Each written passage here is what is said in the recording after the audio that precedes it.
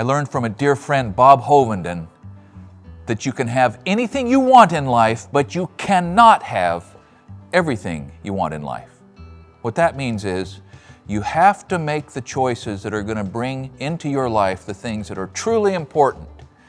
Let's talk about living intentionally. Let's talk about keeping track of where you really are and where you really want to be. So before I take one more step, let me address something you're going to bust my chops with, or some of you will, and I don't blame you, because I grew up with a stable dad in the home. Now, we lived at the poverty line for most of my childhood. There was no money, but there were two parents, not perfect, but steady.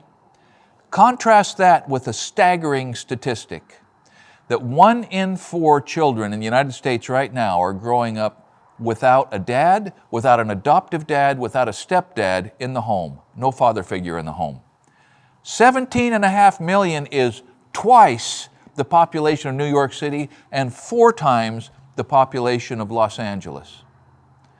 That should strike fear, or at least sorrow, into every heart. And if you're one of those unfortunate young people, I want you to understand that regardless of not having the jump start of a dad in the home, if you can learn to live intentionally, that is, keeping track of what's really going on, not just what you're distracted by, you can change your stars. So let me throw down something that just because I say it doesn't mean I've mastered it. And it's this: figuring out what you really want. Not what you think you want, not what you want right now, but what you really want the outcome of your life to include. Because at the end of your days, and I'm 67, so I'm getting there, it's easier to think about, gosh, is this where I thought I would end up? The answer is always no. But the second question is this in many ways better than where I thought I was going to end up? And with any luck at all, some part of that answer will be yes. But that's not going to happen accidentally. Now, whether we call this setting goals or writing a reminder on a piece of paper on the bathroom mirror, or asking a good friend, ideally your wife, to remind you from time to time of what it is that I'm even shooting for, you have to have some mechanism for reminding yourself of your truly fundamental values, the thing which, if you had to choose, would always be the hill you'll die on. So wherever you're at, whether you're 19, 17, 37, or in my case 67, whatever time you have left is all you have to invest in where you want to end up. For me, I'll be lucky if I have 10 years. For you, maybe you've got 60 years, but that's not enough time to squander any of it. I think the way for me to avoid wasting my time, and maybe the way for you to avoid wasting your time, is to fixate on the person you want to be when your time's done. How do you want to be remembered? Not because you want to be remembered that way, but because you want to be that person. Now, it is a mistake that I feel myself having made from time to time. Kelly's good at reminding me that it's not the way forward. When I think, why is it not easier? Well, if it's easier, all I do is soften. If you rest, you rust. If you take a board and drop it on the ground and forget it where it's comfortable, when you come back 3 or 4 years later, it's going to be rotten. But if you keep that board in the shop and you cut it and you grind it and you sand it and you drill it and you mortise and tenon, you're going to end up with something worthwhile out of that board. The people that I have watched accept the struggle, as Peterson says, pick up the heaviest weight they can and walk straight uphill with it, are the people who, at the end of their run, became what they were hoping to become. Now, that's not the same thing as having had the career that they wanted, or having made the money that they thought they should make, or having experienced the worldly success that was held out as the carrot when they were maybe your age, maybe 20. But let me tell you this, the people who have dedicated themselves to acquisition and climbing the corporate ladder and shattering the glass ceiling at the end of the day are so pleased with their career and are not typically when they look in the mirror, all that comfortable with the person they've become, or at least, the number of people who miss them when they're dead is small, and their money doesn't miss them a bit. If all of this is too subjective, too heady, and I'm just a carpenter, so most of this is too subjective and too heady. But the first thing is to decide the life you want to live. And that's harder, by the way, than deciding how much money you need to live that life. Now, if the life you want to live is a reasonable life, and it's a reasonable life that's going to tend to joy and happiness and fulfillment, it's probably going to take a little more money than you're thinking, but it's not going to take as much money as the screens in our life tell us we're going to have. And the pursuit of the money is completely different and much more addictive than the pursuit of the life. Now, the reason that setting the amount of money that you need to make to provide the life that you live is described beautifully, like so many other things are, by Dave Ramsey. He talks about lifestyle creep, and that is, a lot of us get to a point where the lifestyle is pretty much what we thought it ought to be, pretty much, but we can't cap it there. And then if career moves income up, we let the lifestyle go up, and so the discretionary money's all gone. It's not invested, it's not saved, it's not making any impact on our future. It's just consumed in lifestyle creep. Now, this gets back to the earlier thing that lifestyle is not the same thing as the life, and it's the life we're interested in. So maybe try to summon some wisdom or some counsel to identify what the lifestyle should be and where it should stop in order to pursue becoming the person that we want to be. Now, like we mentioned, there are few questions in life more consuming or confusing than what do I want to be when I grow up. There are broad general areas of interest and pursuit that can be referred to as callings. And if you're a person of faith, there's a whole aspect to feeling that you've received a calling in a particular direction. And if you're not, there's still the aspect of passion. What is it that I seem to have been programmed to do in my DNA that I can't visualize myself not doing? Well, in some number of cases, that's a worthwhile pursuit as a career. In some number of cases, it should be left as a hobby or just a passion or something that adds spice to your life and is not confused with the meat and potatoes. Here's the calling, getting back to the first statistic of the 17.5 million kids, here's the calling that every young man should be letting sink deep into his bones. Be a father to your children. There's no ambiguity about whether or not that is a great good thing, especially if you didn't have that.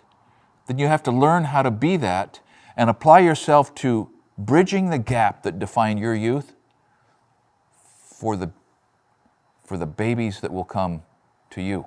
That's a calling everyone should devote their top priority to, success in the home. And then everything beyond that can facilitate and move that forward and expand that to its full potential. Now, the tricky thing is that when you're passionate about something, it can consume you. Even if the passion does not take you in the direction that's supporting your real fundamental goal, it's your passion, it's your calling. I mean, these things are true for all of us, right? How about this for a criteria? When you're thinking of career and what to dedicate 40 hours a week or 80 hours a week or whatever the number is to in order to provide for your worldly needs and the worldly needs of your family, you think in terms of what is it that I can do that will be the greatest benefit to the greatest number of people?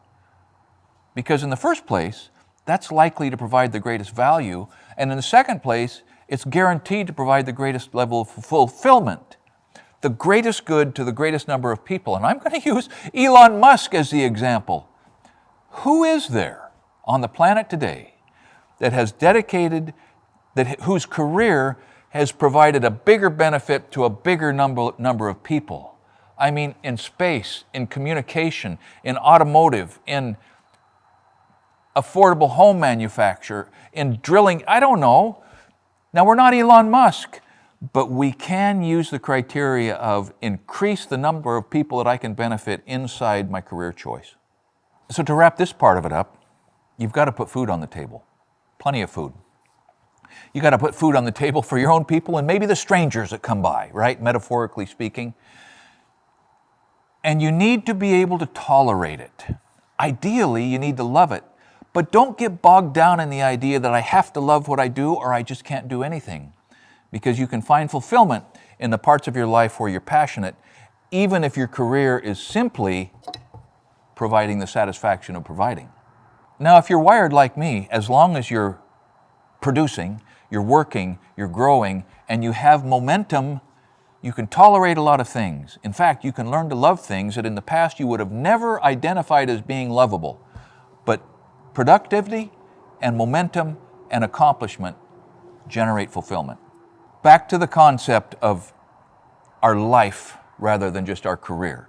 Back to the concept of who do we want to become. Nothing is more important than relationships that are the building blocks of our life itself. The first and primary relationship is with your spouse. And a lot of people obsess over finding her, tracking her down. That's a mistake. That's an unhealthy way to approach this. But it's also dumb to not spend some amount of time looking. You've got to keep your eyes open. You've got to look. You've got to keep track of where you are in your life day by day to give your paths a chance to cross. Now, if that relationship is either A, in place, B, struggling, or C, not even identified yet, there are other relationships that are also important.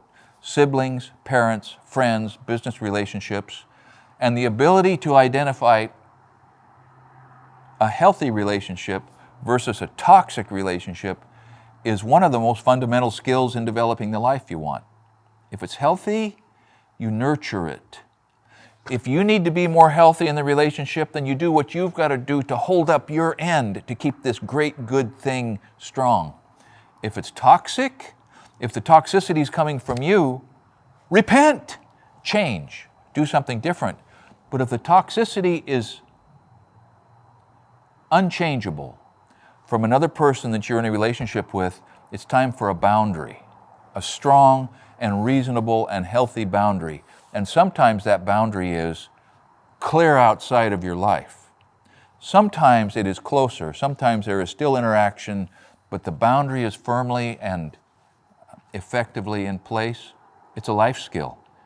If you don't know how to do that, get some help, because life is too short to be held back, to be held down, to be hurt by toxic relationships. And buddy, it is way too short to be bringing toxicity into someone else's life. Now, in this relationship question, friendship, acquaintance, people in your sphere that are not born or married into your sphere, show me your 5 closest friends and I will know you.